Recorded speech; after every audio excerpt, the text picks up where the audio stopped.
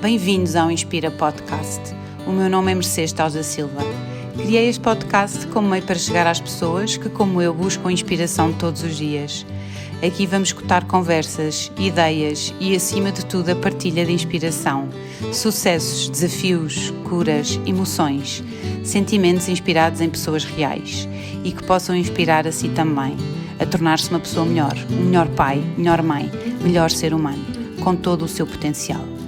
A cada episódio vou receber um convidado especial, com quem vou partilhar experiências e falar sobre assuntos como desenvolvimento pessoal, saúde mental, temas humanitários, temas de autoconsciência, viagens e muito mais. Junte-se a nós nesta aventura e inspire-se. A organização Médicos Sem Fronteiras está e estará sempre no meu coração, pois trabalhei com esta ONG durante 7 anos.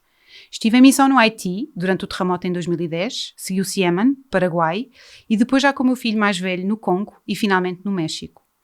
Para mim é uma inspiração pelo ideal que tenho como missão, levar ajuda médica humanitária a populações em sofrimento, mas também denunciar situações e realidades que não podem ser negligenciadas. Para quem está a pensar sou médica, não sou médica. Estudei gestão e trabalhei como administradora de recursos humanos e financeiros ao nível do projeto e depois mais tarde como gestora de recursos humanos, a nível da capital, no qual me dedicava à gestão dos recursos humanos e apoiar as equipas localizadas nos vários projetos no país onde estava. Para nos falar um pouco mais sobre esta organização, convidei o representante da MSF em Portugal, João Antunes. Muito bem-vindo, João. Okay, obrigado pelo Obrigada por aceitares este convite. É um orgulho muito grande ter feito parte dos Médicos Sem Fronteiras. Eu acho que tu também pensas da mesma forma. Exato. É como se eu ainda fizesse parte, apesar de já não trabalhar com vocês diretamente, obviamente. Fala-me um bocadinho então do teu perfil, do teu perfil dentro dos Médicos Sem Fronteiras, mas também do teu percurso, para as pessoas conhecerem-te um bocadinho mais, faz favor. É uma pergunta interessante, obviamente introdutória, porque dá-me aqui a oportunidade já de falar no eu, não é? Porque normalmente quando digo que trabalho, ou neste caso sou representante ou diretor da Médicos Sem Fronteiras de Portugal, a seguinte pergunta é que, mas o João é médico, não é? E então, pronto, né? Às vezes tenho esta cara meio de decepção ou de incompreensão quando digo, não, pronto, sim, percebo que a relação, a referência a médicos, à profissão, é explícita, mas pronto, é uma organização que trabalha em muitos outros âmbitos e também tem sempre um lado de direção, de coordenação, que é aquele que estou a fazer. E então, eu sou licenciado em Gestão e Economia, né? Tirei o curso em Portugal e em Espanha, quando fiz o meu Erasmus em Barcelona.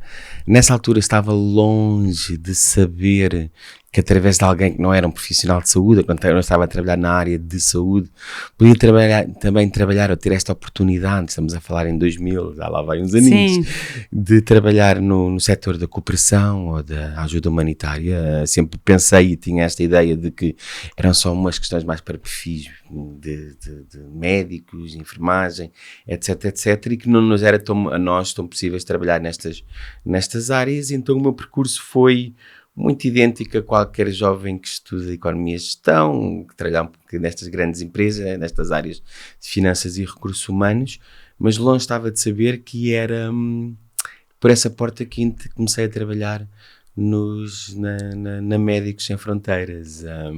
Tinha esta ambição, tinha a ambição de conhecer um bocadinho mais para além dos sítios onde eu tinha vivido desde então, Portugal e Espanha, neste caso.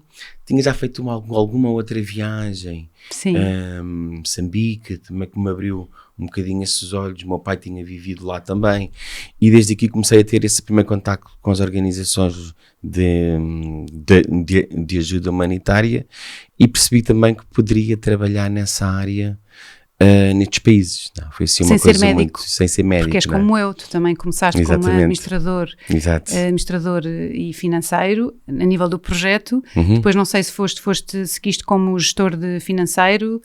Na altura comecei em 2005 em Angola. Foi a tua primeira missão? Foi a minha primeira missão, já lá vou fazer 20 anos, era bolas, isto passa a correr. Mas ainda tenho daquelas primeiras missões, né? Aquelas que nunca se esquece. Tem aquelas mensagens. Na altura o organigrama era um bocadinho diferente, acumulávamos a parte de finanças e de recursos humanos, e a coordenação era sempre centralizada na capital. Sim. O projeto não tinha responsabilidades de gerir finanças e recursos humanos, eram projetos mais pequeninos. Pois. E então, pronto, tínhamos também esta responsabilidade de gerir a capital e os projetos, né? Para quem não saiba, a Médicos Sem Fronteiras, ainda hoje, tal como então, quando está presente num país, tem uma capital, uma coordenação, que pode ter ou não um projeto, mas que tem também como um grande objetivo coordenar os projetos que estão associados a esse país. Na altura tínhamos 3 projetos mais pequeninos, não é? Mas que, pronto, tocava-me um bocadinho de fazer esse trabalho, digamos, móvel, de estar em Luanda e estar ao mesmo tempo nos projetos, que era no norte, no UIS. E aí já estavas como coordenador financeiro, mais sim, nessa parte? Sim, entrei logo com 27 anos, 27, sim. Entrei logo com essa pequena grande responsabilidade, porque eu estava habituado, sim, a trabalhar em grandes empresas, em multinacionais, a fazer uma pequena parcela de todo aquilo que era o processo, o procedimento que tínhamos então, para começar a fazer uma área muito mais ampla, porque englobava finanças, contabilidade, recursos humanos e administração. Obviamente tínhamos sempre pessoas responsabilizadas para isso, mas que o tinhas tu que gerir, num projeto, numa missão que na altura chegou a ter mais de 300 trabalhadores. E então, lá está, venho de uma grande multinacional para uma organização humanitária, mas aquilo que eu fui fazer multiplicava-se por 300, digamos assim, claro. Não é? Porque a dimensão e o âmbito era muito maior, e essa foi talvez a minha primeira grande dificuldade, sim. Para que as pessoas percebam um bocadinho, os projetos MSF, como o João já disse e mencionou muito bem, há sempre uma equipa da coordenação que está na capital do país e que gera depois os diferentes projetos. Mas a maioria do staff e os trabalhadores que trabalham são staff local, são pessoas que nós recrutamos localmente, não é? Exato. E depois, claro, temos os expat, que são os voluntários trabalhadores, que já vamos falar também sobre isso, que depois vêm gerir essas pessoas e dar formação, principalmente, não é? E isso é que eu acho tão inspirador, que é o ideal que está por trás realmente da MSF, e eu acho que tu podes concordar comigo. O clique para ti, percebi que foi numa viagem, provavelmente, a Moçambique, e já estavas em contacto com algumas organizações e fez-te o clique e pensaste, eu posso fazer isto, eu quero fazer isto, quero dar mais, quero dar de uma forma desinteressada, não é? Para mim eu já estava a trabalhar aqui na Fundação Realizar um Desejo, que era quem lançou a Make-A-Wish cá em Portugal, entre 2007 e 2009, por isso também já estava muito aí virada para a parte toda da ação humanitária, e realmente foi uma amiga, que é a Carlota, e que me chamou a atenção, tens que vir, vais gostar imenso, e foi o dia em que me chamaram de Barcelona a dizer que tinha sido aceito, foi dos dias mais felizes da minha vida, digo-te. Depois de, claro, sem contar com o nascimento dos meus filhos, mas Claro. É incrível, para mim é uma sensação, e eu ainda hoje guardo essa sensação é um ideal, não é? É o ideal de ajudar, e é importante também mencionar aqui uma coisa, nós não somos voluntários, somos trabalhadores, somos pagos para isso, porque as pessoas às vezes podem pensar o contrário, não é? E isso também é bom, podes falar aqui um bocadinho também do tipo de perfis que nós buscamos. A MSF cá em Portugal tem como principal objetivo recrutar, não é? Expats, pessoas, para depois irem trabalhar para as várias missões espalhadas por todo o mundo. Fala-nos um bocadinho dos perfis que vocês buscam e como é que as pessoas também podem saber mais sobre isso. Ok, bom, primeiro tudo, estavas a falar nesse ideal, não é? Aquilo que nos faz um bocadinho ir à procura de algo mais, né? Que nos faça também sair da vida e que nos dá essa possibilidade de fazer essa ponte, talvez com outras sociedades, com outro tipo de pessoas que a gente realmente não temos não sabemos muito, mas que depois, e isso sempre foi uma das lições, uma das imagens, talvez uma das maiores aprendizagens que eu tive, né? Porque por mais que vais para ambientes diferentes e contextos e culturas, e por mais que a situação seja complicada e difícil, isso às vezes acontece e não pode ser muitas vezes descrito muito bem com palavras, é sempre entre verdade.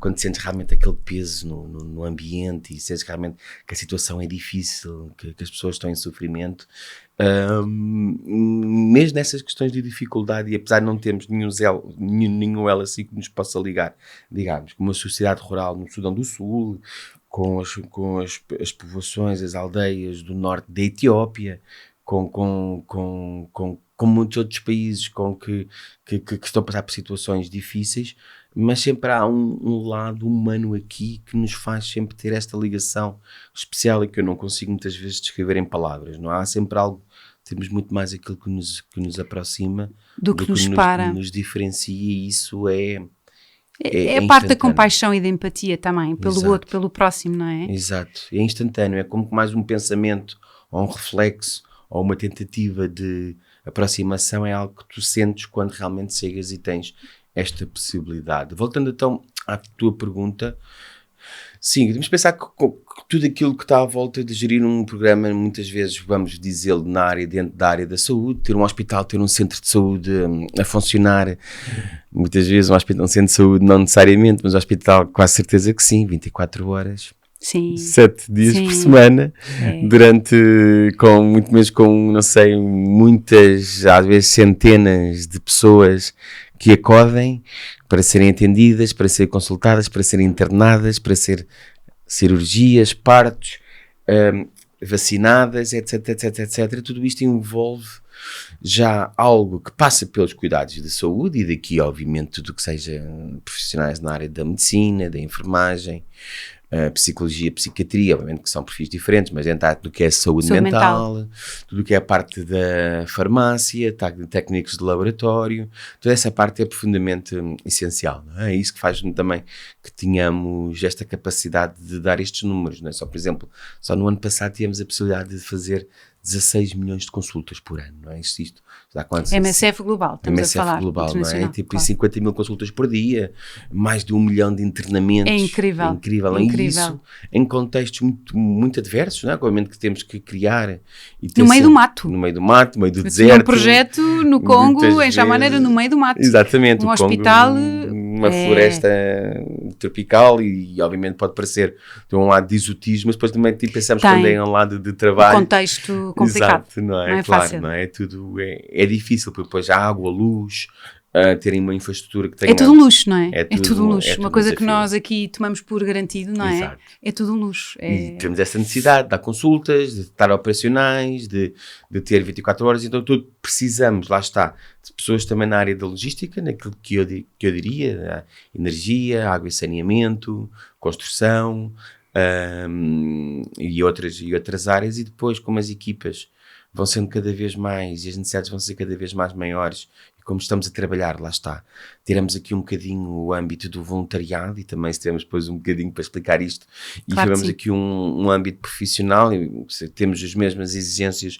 como organização, como uma empresa que trabalha num destes locais, e então os nossos compromissos para todas as equipas que contratamos, todos os profissionais locais, é como ter uma lei de trabalho, um contrato de trabalho, temos que obedecer a todas essas coisas, e isso também acho que poderias falar quase melhor que eu nisso, né? Já lá vai um tempinho, mas sei que era uma das tuas... Sim, eu fazia gestão de recursos humanos. Exatamente. Sem dúvida. E depois a parte das finanças, porque obviamente que temos já, não há que desmenti-lo, já trabalhamos com volumes consideráveis também de donativos, e a nossa responsabilidade é sermos sempre totalmente transparentes, e não podermos estar um bocadinho também não é brincar, mas é não a desconsiderar o dinheiro que temos para gastá-lo um bocadinho assim.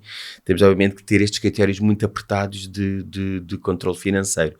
Então todas estas áreas são absolutamente essenciais quando estamos a recrutar. E quando estamos a recrutar é importante também dizê-lo, e isto já falámos, sobre profissionais, passam por um processo, enviar o currículo, passam um filtro, recebemos imensos currículos de Portugal cada vez mais, mas já há uma Europa que já estava um bocadinho mais sensibilizada para este tipo de trabalho, e que já trabalha e especializa nesta área académica para fazer parte um dia da Médicos Sem Fronteiras, não é? E então obviamente há perfis que possam ser uma portuguesa, quando envia um currículo, obviamente está em concorrência direta com muitos outros perfis que vamos recebendo de todo o mundo. Países. E obviamente vai-nos sendo difícil também sempre apresentar aqui grandes números, não é? Seja como for, já esta última década, são cerca de 130, 150 portugueses que trabalharam na Médicos Sem Fronteiras, e cada ano, justamente este ano, considerando que temos 10, 15 novas incorporações a estas equipas, de Portugal, através do branch de Lisboa. Sim, através dos escritórios, direto e indiretamente, estamos à parte cada vez mais dos processos de recrutamento, e estamos também a trazer esta voz, e daí que também aproveitamos o teu podcast para explicar um pouco que é esta componente profissional, de experiência. Às vezes as pessoas também ficam um bocadinho... porque não queremos parecer demasiado redutores e estar sempre a dizer não às pessoas, mas por outro lado também temos a necessidade de explicar realmente o que é, para não haver sério tipo de expectativas que depois não são correspondidas quando as pessoas não são aceites. Exato. Isto é, pode pensar, tenho toda a boa vontade do mundo, eu quero ajudar, eu trabalhei, eu tenho estas competências, eu estou aqui ao vosso dispor, eu posso ir até muitas vezes, até eu posso ir gratuitamente, não me tenho que pagar nada. Não, o objetivo não é tanto esse. Eu sei que isso pode parecer assim um bocadinho difícil, mas é que nem mesmo queremos recrutar as melhores pessoas que estejam interessadas em trabalhar connosco, e o melhor não tem a ver só com o nível de experiência e de formação, mas também muitas vezes com as capacidades que as pessoas têm, que nós chamamos mais de adaptação, principalmente. As competências, exatamente. De motivação, de uma boa carta escrita é essencial, não é? Escreveres uma boa carta de motivação quando a acompanhar o teu currículo, quando enviaste, eu lembro perfeitamente de escrever a minha, ainda me lembro o que é que escrevi, e eu acho que faz toda a diferença, porque aí demonstras mesmo a tua vontade, mas principalmente a tua motivação, principal motivação, porque é que queres? Porque é duro, há contextos muito duros e as pessoas nem têm ideia, não é? Porque estão tão longe desses, nós vivemos aqui, não é? Numa redoma. E aí, por acaso, eu acho que é uma coisa importante de mencionar. Mas estavas a dizer também em relação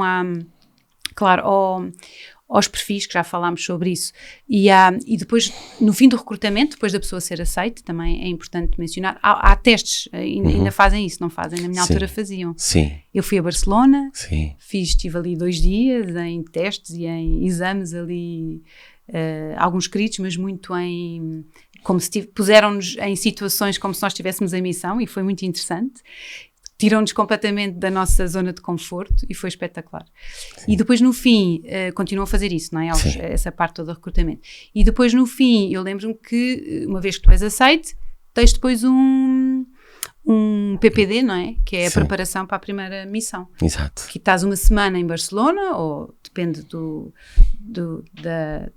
do qual o branch em que foste aceite, e pronto, e depois dependendo do teu perfil, não é? Se é administrativo, se é de recursos humanos, se é médico, eles depois tens a formação necessária para depois estar preparado para ir para a primeira missão. Exato. Isso continua assim. Sim, não mudou muito. Também na minha altura era assim. Era assim, claro.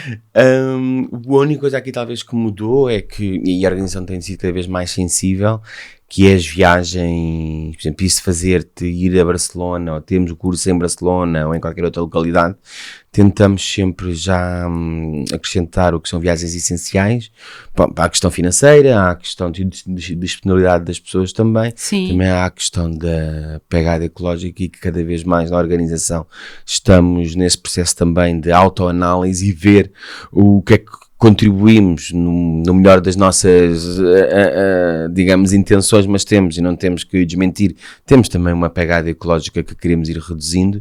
Essa questão das viagens depois também tem sido cada vez mais reduzidas ao essencial. Mas respondendo à pergunta, sim, os testes estão lá está. E isto também, voltando ao que estava a dizer na questão anterior, temos boa vontade, queremos ajudar, temos um bom currículo, somos enviados ou entramos no processo da entrevista. O objetivo é que depois, tudo isto é importante, é o nosso ponto de arranque, mas também teremos que perceber como é que é depois o trabalhar lá. Porque o trabalhar lá, obviamente, nós partimos deste ponto de partida, digamos, né? este princípio, mas chegar lá, o trabalho não é romantizá-lo mais ou tirar esse lado mais, digamos, mais uma experiência que te vai enriquecer como pessoa, é que também tens de perceber que te vais fazer parte de dentro de uma resposta humanitária que é feita sempre em grande rotação, vamos trabalhar muitas horas, vamos estar sob muita responsabilidade, vamos ter que dar respostas, vamos ter que dentro do nosso perfil de posto, vamos ter que ser capazes de nós mesmos de conseguir resolver essa situação, e isso é sempre aquilo que nós queremos gerir. que nós queremos avaliar. Um dos principais critérios Exato. de avaliação. Porque, e tal, não, mas eu assim não fazia, não estava habituado. Obviamente, este curso que estavas a dizer, o curso das primeiras missões, que uma vez quando és recrutado, depois temos essas 2 semanas, que uma semana estamos mais ou menos todas as pessoas, todos os tipos de perfis, o segundo é um perfil mais técnico para cada especialização. Então estas 2 semanas são os cursos para as primeiras missões, mas obviamente que antes até de entrar neste curso, temos que realmente saber como é que seria a tua performance ou a tua forma de estar perante este cenário, né? E às vezes também temos que dizer que estas coisas também não façam com que quando estamos em stress e estamos em pressão e temos que cumprir, pois obviamente isto faz com que tenhamos mesmo que ser, é duro, né? Não há outra palavra, não é? Quando estavas no Congo, no Haiti, não é? Imagino que o cólera de 2010, acredito que ter que dar resposta e ver essa necessidade lá fora, estamos sempre em alta rotação. É uma adaptação constante. Exato. E é o que eu te digo, tu estás lá para fazer o trabalho, não é? Com respeito sempre pelo país, pelas pessoas, que é uma coisa que eu também acho que é muito importante e é um dos grandes princípios da MSF. E isso também é uma coisa que eu admiro muito, porque nós não queremos impor nada. Pelo menos eu não via assim. Claro que há outras experiências, há outras formas de ver provavelmente, mas eu acho que nós partilhamos essa ideia, que é o respeito pelo país, pela cultura, pelas crenças. No Iémen, quando estive lá a trabalhar, não é? As mulheres estão totalmente vestidas, não é? Quer dizer, via os olhinhos delas. Exato. Eu, para perceber que elas só me podiam mostrar a cara a mim, claro. Não poderiam mostrar à frente de um homem. Claro. Nós próprios, as expats, tínhamos que cobrir a cabeça para sair à rua. Não era fácil, não era, estava um calor abrasador, não era fácil, mas tínhamos que o fazer por respeito, não é? Para podermos também, para que o nosso trabalho seja bem aceite, não é? Pelas pessoas e pela população e pela comunidade em geral, é estes pequenos sacrifícios, digamos assim, não é? Mas isso eu acho que é uma das coisas também que eu acho que é mesmo importante também mencionar, e que as pessoas estejam alerta para isso. Não é? Sim. Porque sim, é muito bonito, vamos ali, vamos para a África, vamos ajudar os meninos, não é? As crianças que estão a morrer à fome, mas é duro e é tão longe do que nós vivemos aqui, não é? Que as pessoas mentalmente têm que ser fortes, não é? E tive em missões pessoas que não aguentaram até ao fim e que se vieram embora, e é normal, e acontece. Têm que estar preparadas mentalmente. Às vezes a pessoa acha que está e depois acaba por não estar e depara-se com um cenário que é tão duro e tão forte, e há pessoas que não aguentam de facto, e isso já aconteceu. Por isso não é para qualquer pessoa, no fundo é isso que estavas a querer dizer. Sim, mas lá está, não querer sempre ser restritivo. Claro que não, ou pretencioso e dizer eu percebo.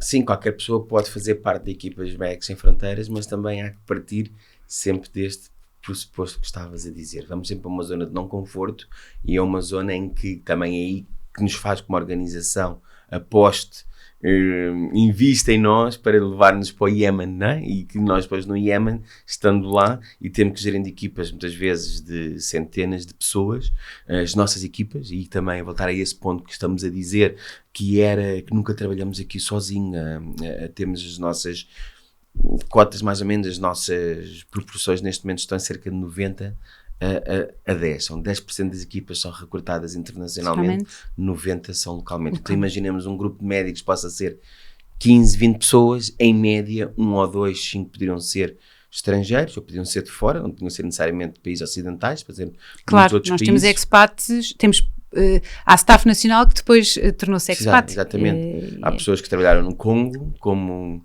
recrutados localmente para trabalhar os nossos projetos no Congo, e que depois, passados uns anos, conseguiram fazer essa evolução profissional, digamos, e serem agora coordenadores médicos do projeto do Níger, porque é um exemplo, né? Mas também contam com processo, como staff recrutado internacionalmente, né? Claro. Então, com isto a dizer que sempre grande parte das nossas equipas vão ser de profissionais recrutados localmente. E uma das nossas funções, por mais que nós sejamos capazes de fazer o nosso trabalho, é também coordenar uma equipa que temos connosco, né?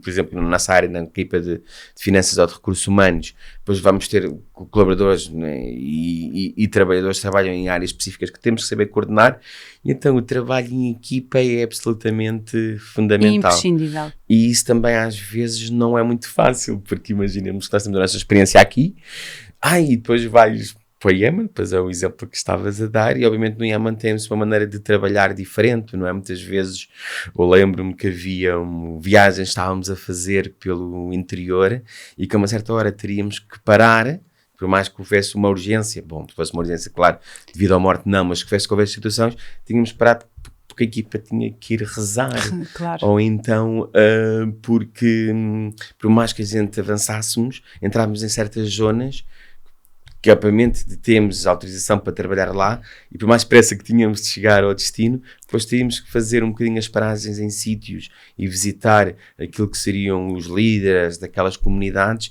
e ter um tempo de tomar um café neste caso não, que é um chá, tomar e fazer esse tempo para saber quem somos, o que estamos aqui a fazer. Então, todo esse trabalho, sabes que também todas estas eu fiz quase 20, mas muitas vezes foi também algo que eu sempre fui aprendendo, que é, obviamente não é o mesmo trabalhar em Moçambique, em Malawi, que no Zimbábue ou que na Tanzânia, não é o mesmo trabalhar que no Quênia, que em Etiópia, que na Somália, e são tudo países que fazem fronteiras, estão ali 1.000, 2.000 quilómetros. Mas culturalmente são diferentes. E por isso é muito diferente. E ir lá já com a fórmula implementar, porque eu sou o coordenador da emergência, sou o coordenador daquela área e sou eu que tenho a experiência e o conhecimento e eles estão lá um bocadinho para seguir aquilo que nós ditamos e sejam mesmo que sejam trabalhadores da Médicos Sem Fronteiras, não funciona assim, e isso também é uma característica que queremos avaliar quando estamos a recrutar estes profissionais. Os profissionais, sem dúvida. Que não podem pensar que vão para lá trabalhar da mesma forma que trabalham aqui.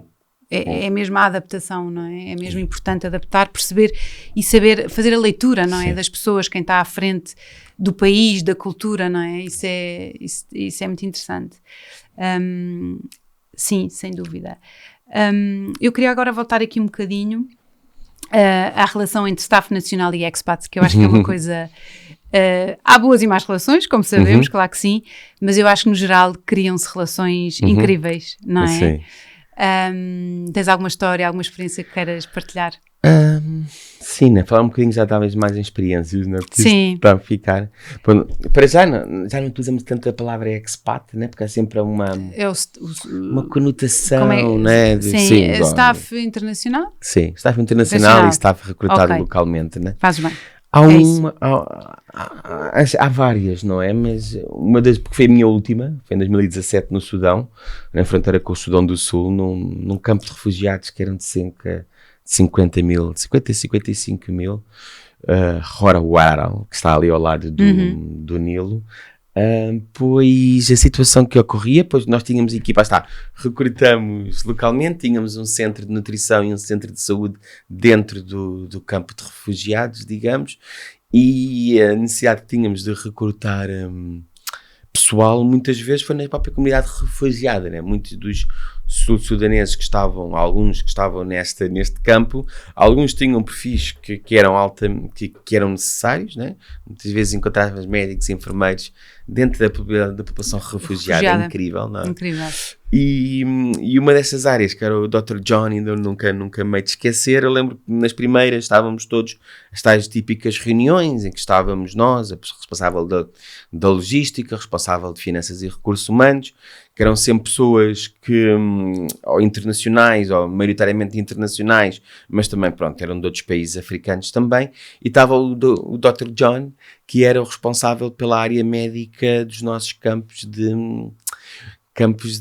nesse campo de refugiados. Né? E nós, nessa altura, nós estávamos autorizados a pernoitar nos campos, por questões de segurança, e então tínhamos sempre que fazer uma viagem de 1h30 até à vila mais próxima desse campo de refugiados, então tínhamos que reunir até às 4h30 e depois tínhamos que acabar a reunião e voltar todos para a base. Mas o Dr. John, na altura, acabamos, e até foi das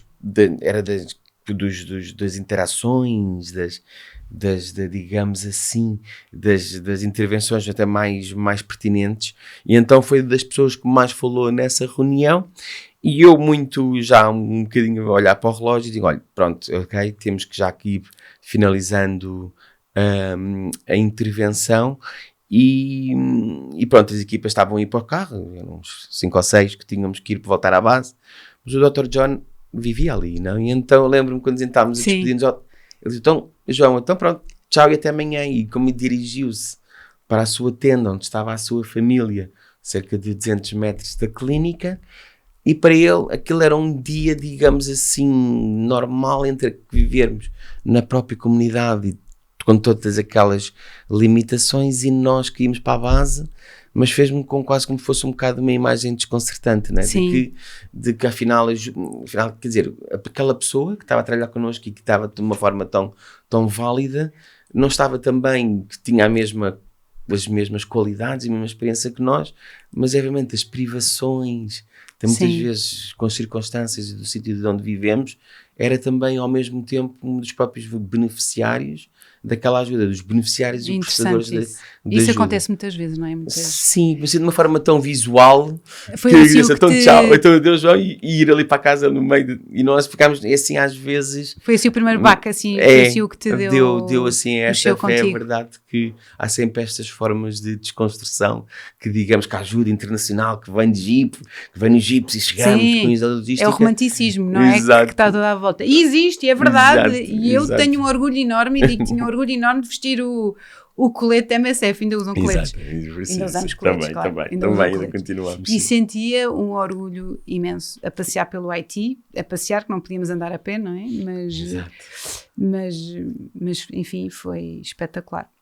E então, voltando aqui ao João Antunes, como representante da MSF em Portugal. Porquê Portugal? Conta-nos.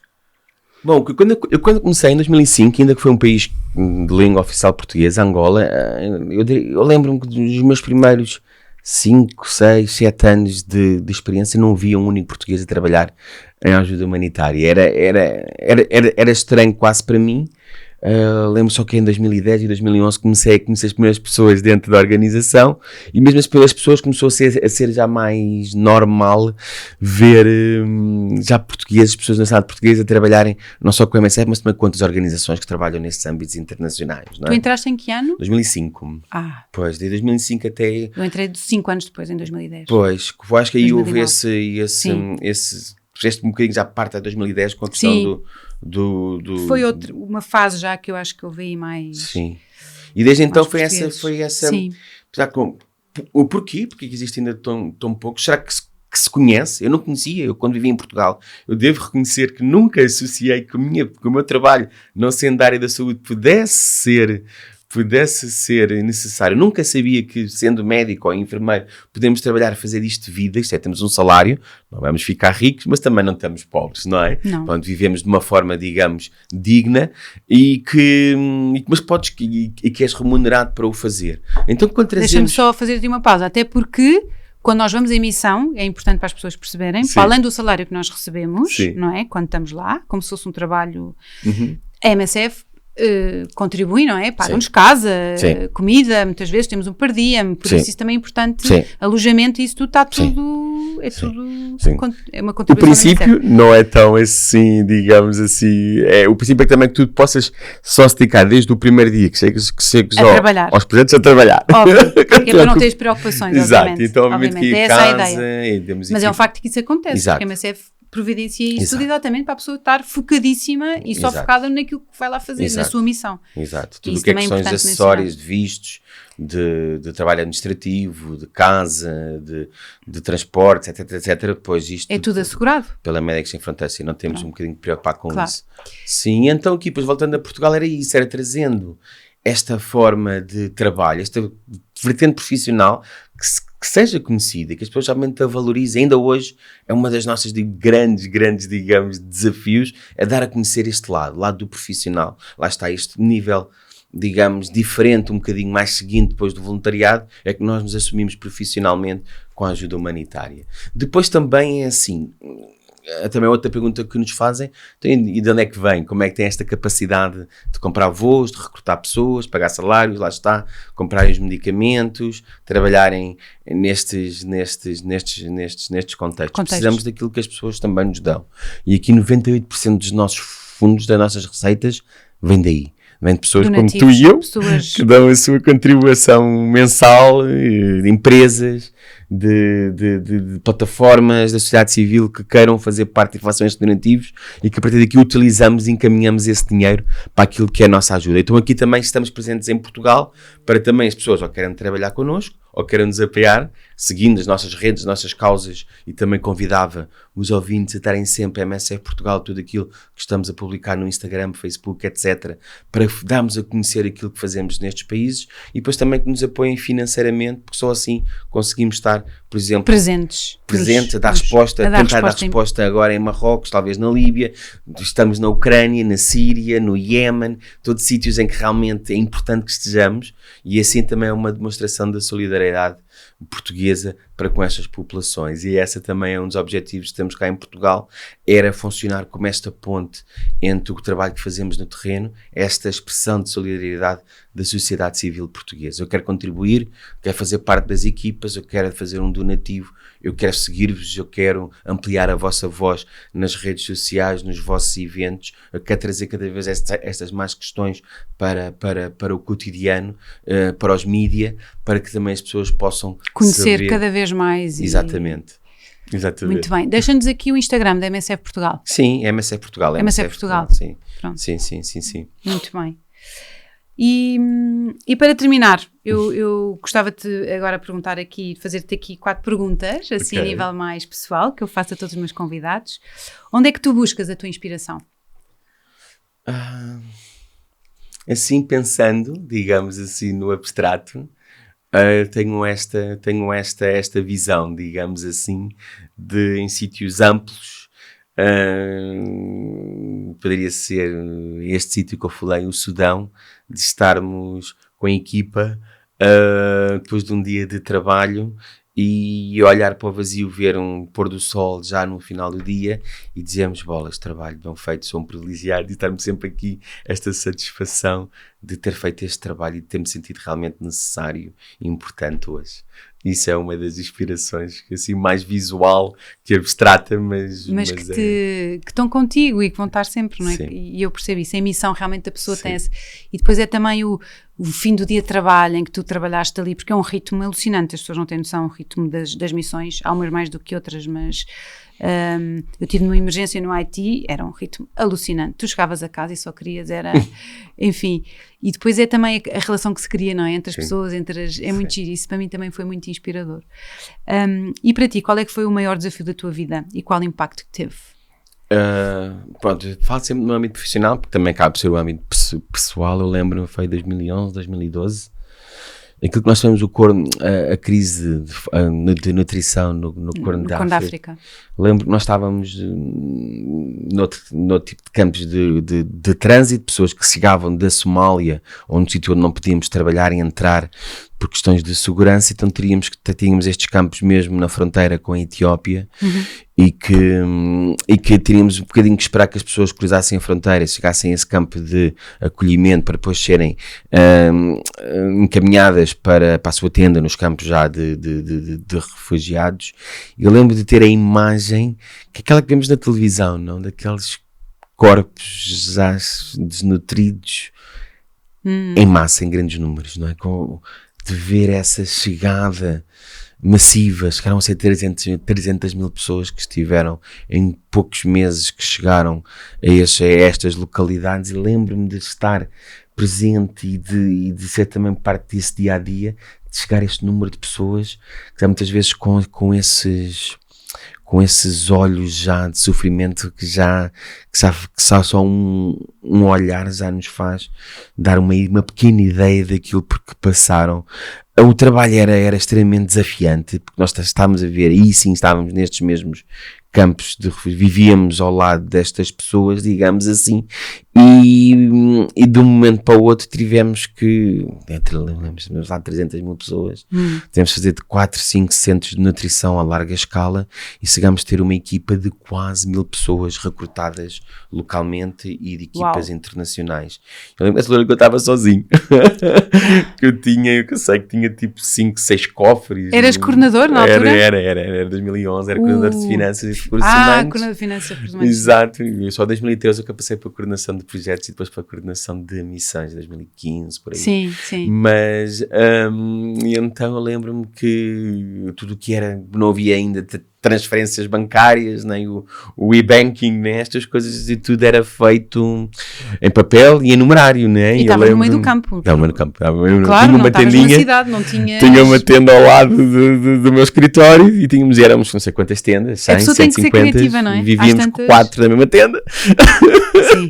E eu lembro que levantava-me tipo 5h30, 6, começava a contar dinheiro, ia até à 1, 2 da manhã, e eu ia rezar, porque obviamente depois não podemos dizer, isto está mais ou menos certo, né?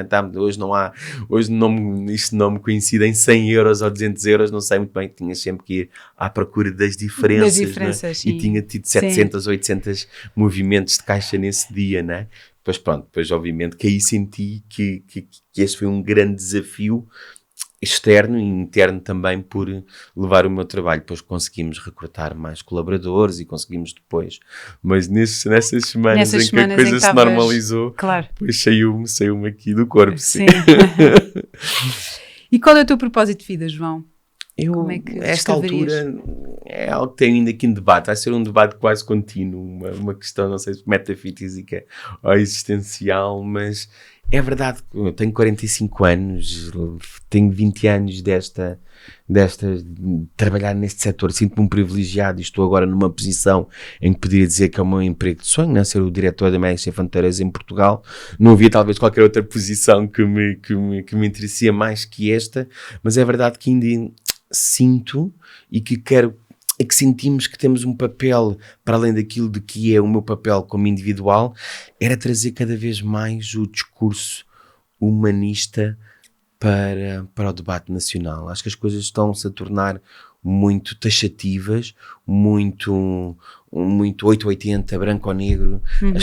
Há pouco debate interno e externo.